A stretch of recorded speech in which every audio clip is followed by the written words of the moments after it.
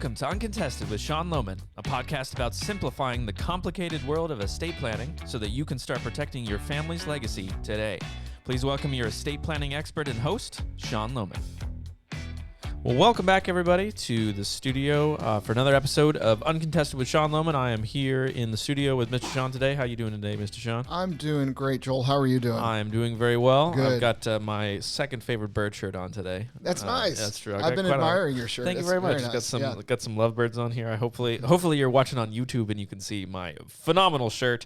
Of course, I pale in comparison to Mr. Sean here. My plain white shirt. There you go. Well, yeah. ever stylish. Yeah. We were talking about my poor inability to grow good facial hair, and of course, Sean's rocking his trim full beard. So it's each our strengths. I have bird shirts, and Oh man, but hey, we have been talking about some really important topics over the last couple of weeks on the show, namely guardianship. So last week we took a deep dive into just the very high level but important things that you need to think about. If worse comes to worse and you pass on, what is going to happen to your children, especially if they're under the age of 18, who gets to take care of them? And we deep dived into several of those very important things, and we thought it was actually important enough to hit that topic again today in a little bit of a different angle. Right. So last week we talked about some just very practical stories, experiences that Sean has had during his practice, and 10 steps to choose the guardian that you would want to have take care of your children. But today we're going to pivot a little bit and talk about the 6 most common mistakes that people make while they are selecting a guardian. That's right. Sean, take us away. Yeah, and last week we talked about those steps, and if anybody wants to go back and review that or go to our website, you can I actually walk people through the process on my website. So if you need more information on that, and if you listen to our podcast last week and you just want to get some more clarity on anything, go to our website and click on the Kids Protection Plan. It will walk you through the process.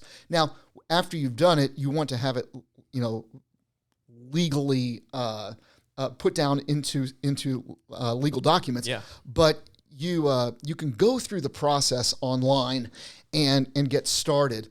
But this week we wanted to look at it from a different view. We want to look at the 6 most common mistakes that people make when naming a guardian. And this goes back, I've done this for 28 years almost. I've practiced law for almost 28 years, and I've seen bad things happen. I've seen a lot of bad things happen, and I've seen people fight over becoming guardian of a child or children, and there's nothing worse. I mean, there's nothing that will tear a family apart faster than having parents of minor children in the family die, leaving the minor children with no named guardian, and then it's just a free-for-all. Yeah. And people come out of the woodwork to petition to be named guardians of these children.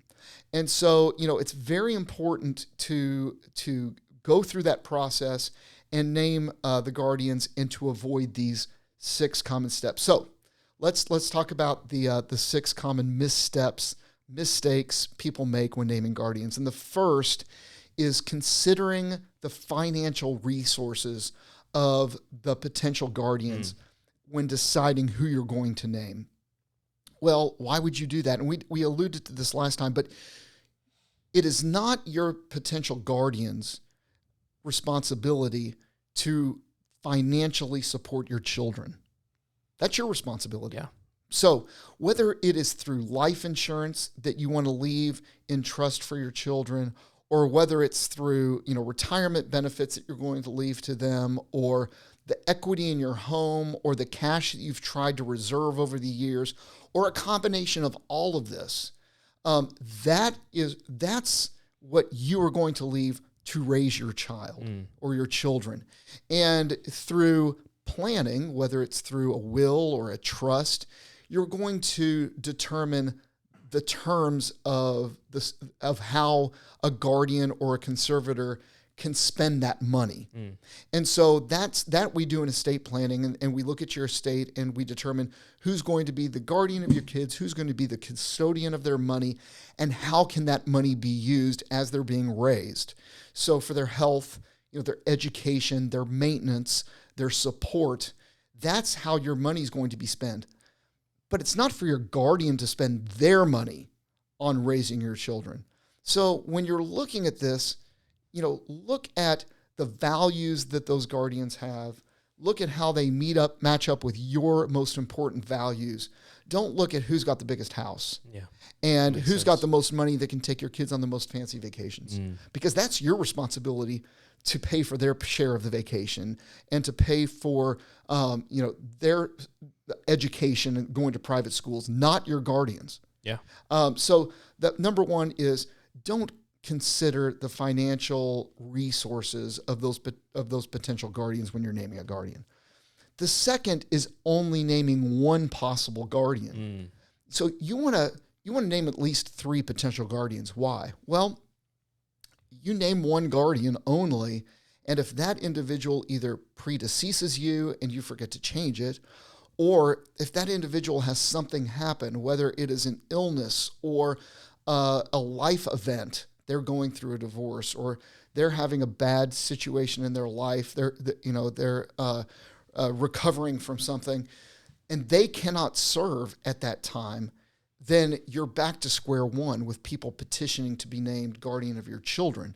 So you want to name an alternate and probably a second alternate. You may be young, not me. You may be like 25 years old and have a newborn child, and you're thinking, oh, my 50-year-old parents would be perfectly fine to name named the guardian of my children. Well, it may be 7 or 8 years later and you have another child, or 10 years later and you're still having children. Well, at this point, your parents are 60, and by the time your children are 10 and 15 years old, your parents are 70 or in their mid 70s. They don't want to raise any more children. Okay.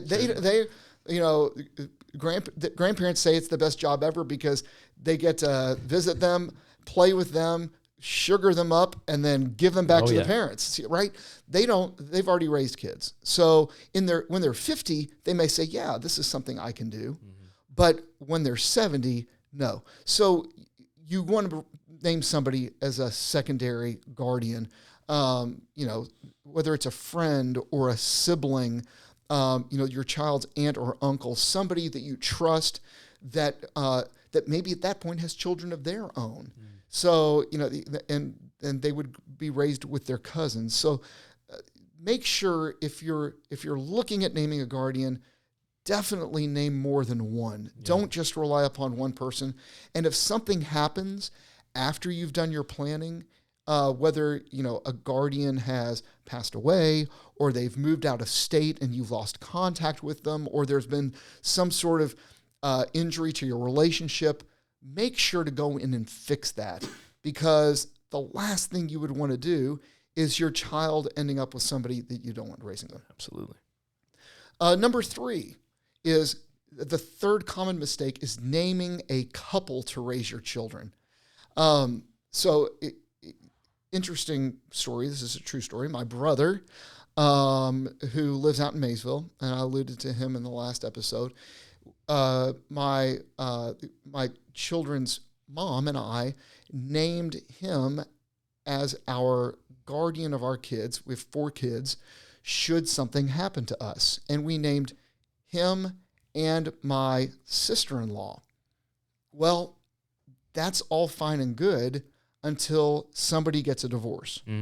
And so instead of, we initially named them, and then we started thinking, well, what would happen if something happened to their marriage? What would happen if something happened to Eric, my brother, and his wife ended up with custody of our children because we named her as well, and then she got remarried, and suddenly our kids are moving out of state, or something could happen. We just tried to play it out. So what we did is we went back in and we named just Eric, or we could have named Eric and his wife, so long as they're married. And in the case that they're no longer married, then just Eric. So we could have named his wife as well, to give her that guardianship status, but we could have taken that away if and when they became separated or they became divorced. Because the last thing your kids need is to be embroiled in a custody battle over them, just because you accidentally named a couple as their potential guardians instead of just naming the person that you really wanted to be named as guardian.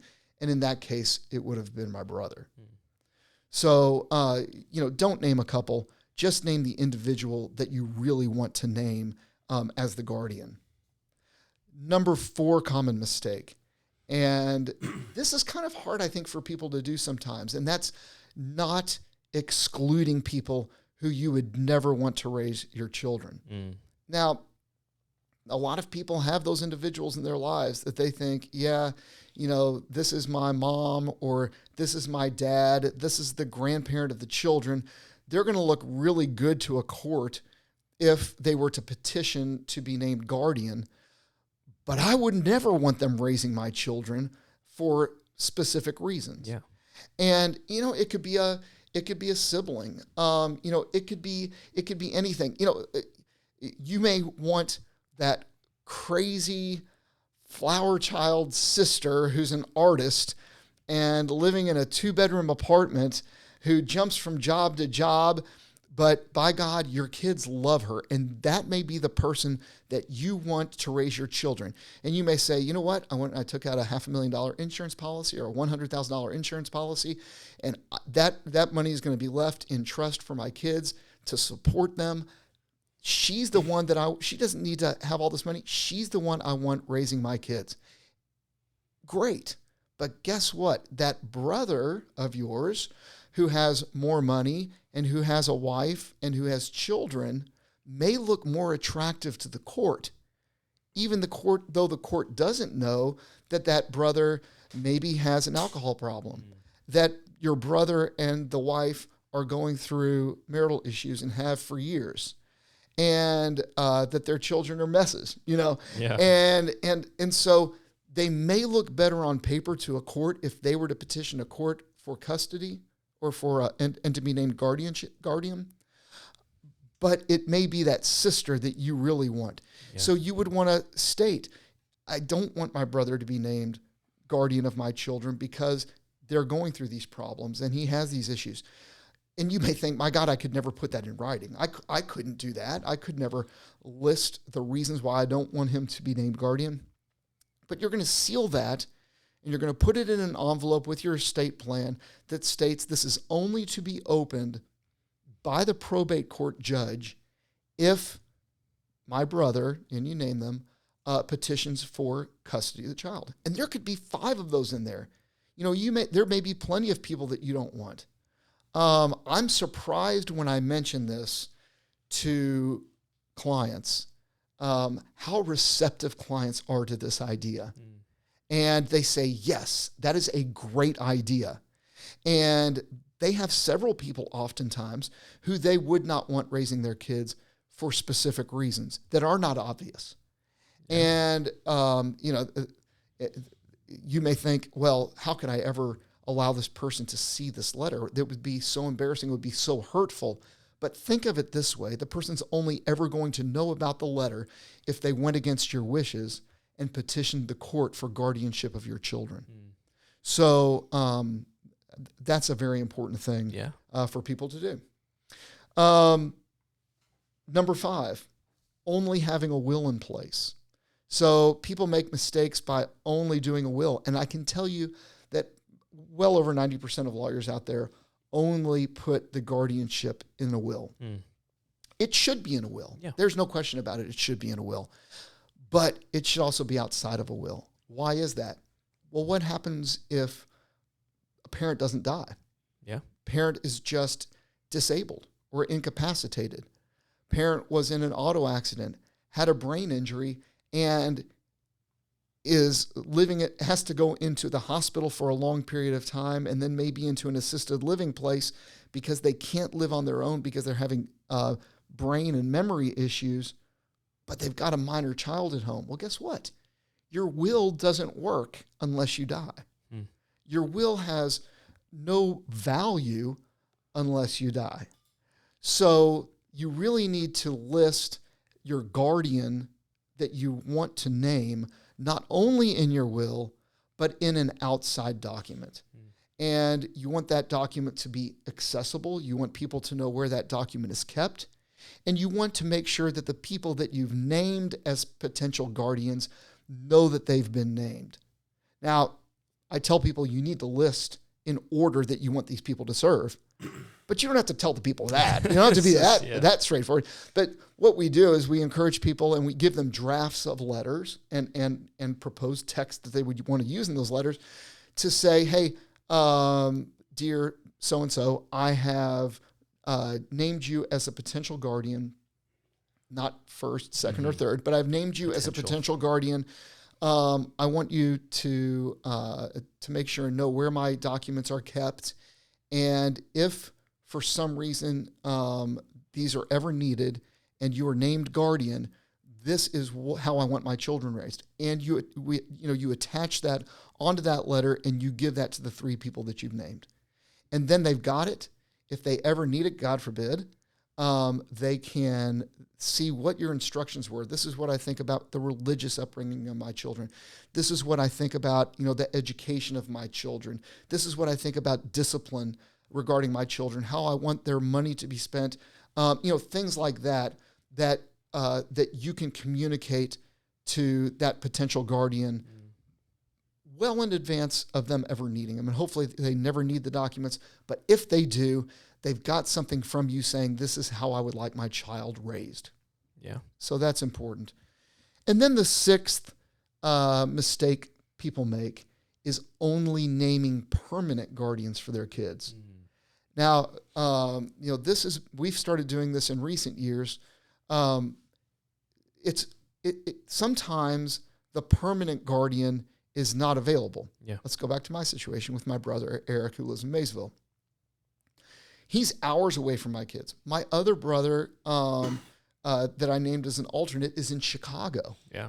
So, neither one of my top 2 guardianship choices for my kids lived anywhere close to Louisville. So if there was an emergency situation, if I didn't show up at school to pick up my children, if I didn't come home after going out at night and the babysitter didn't know what to do or who to call, we needed to name somebody who could be there at a moment's notice, who would be available to take our kids in, who our kids knew, felt comfortable with, and could be there for my children until the permanent guardians had time to get to town to take possession of my kids. And that is done in a temporary guardianship form. It's not in a will, because again, the will doesn't work for temporary guardianships. It's in a separate document that says, you have my permission to take temporary custody of my child. My child has permission to be with you. And until my permanent guardians arrive to take custody of my child, please protect them, keep them in your care, and words to that effect. Yeah. And so those documents are safe. They are given to the potential temporary custodians, and your caregivers are given instructions that if something were to happen to me, these are the people who have been given authority to be temporary custodians of my children. And so whether it's a school, whether it's a daycare, or whether it is a babysitter at home, you give them this form and they know who to call. Should something happen, I'm going to call Susan Brown. I'm going to then call Christy Smith, and I'm going to work my way through this list, and somebody is going to come and take possession of this child that has the authority to take possession of them.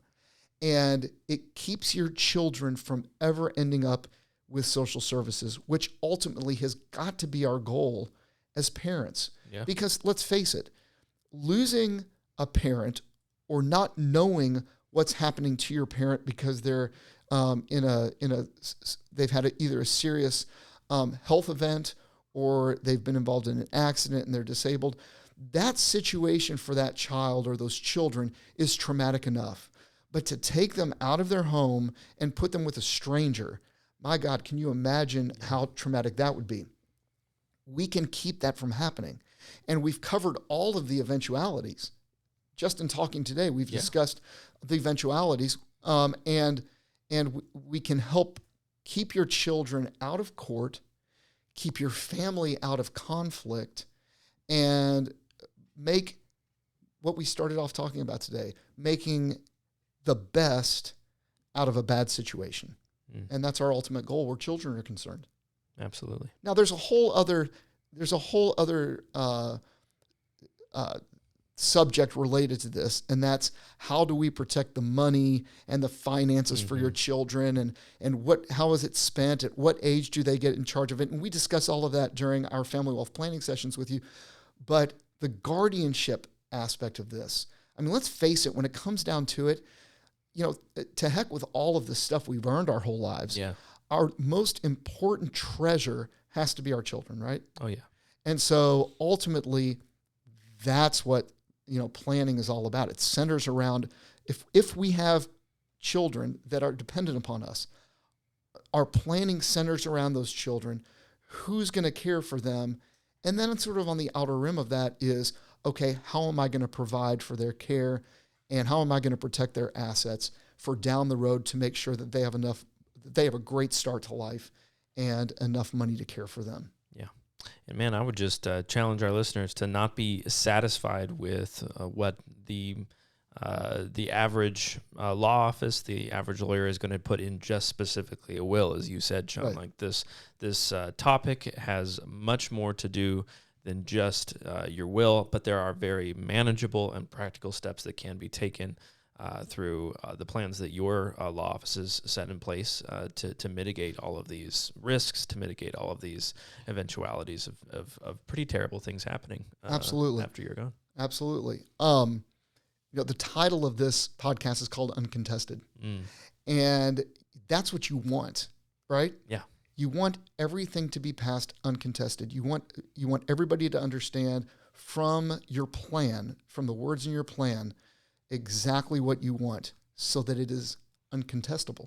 Yeah, absolutely. Couldn't agree more. Yeah, and you can go to our website and you can check out more about guardianships and just any sort of planning for parents, and see what the next steps are, which would be to schedule a family wealth planning session with us, and spend some time sitting down with us at no cost and just figuring out what you need to do to plan for your kids. Last question really quickly. Is this something that is kind of a universal thing, or is it just specific to state when it comes to guardianship law, things like that? Is that something that someone could call you from out of state and learn more about it, and you could help them directly? Yes, they can learn more about it, or we can educate them more about it. We have affiliations in other states. I flew up to Chicago and did an estate plan. My brother's an attorney up there. So I did a plan up there, and he worked with me on that. And we did a kids protection plan for 3 young children, very, very young children up there, for a couple in Chicago. They're originally from Kentucky. And Chicago, or Illinois, interestingly, has specific laws on guardianships and temporary guardianships, and we were able to work really well with their laws. Kentucky doesn't. Kentucky is very different than some of the other states. So yeah, the laws are different from state to state, but we work with attorneys in other states should we need to. But we do planning for people all over the region. Man, well, that's really exciting, and I would encourage you listening to just not let this wait. This needs to be something that needs to be at the front of your mind. As Sean said, this is what really matters. We can, be very wise and very forward thinking about how we prepare to provide for our loved ones through like financial means and things like that. But our children are what really matter. Absolutely. Well, thank you so much for listening to another episode of Uncontested with Sean Lohman. We're always looking for new topics and questions to address. Please reach out if you do have any questions that you would like to hear us talk about on the show. And we're so excited to continue simplifying the complicated world of estate planning for you on this show. All of our social links will be in the show notes. Please like and subscribe wherever you do get your podcasts. And join us again next time for more great conversations and practical insights. Thanks so much for listening.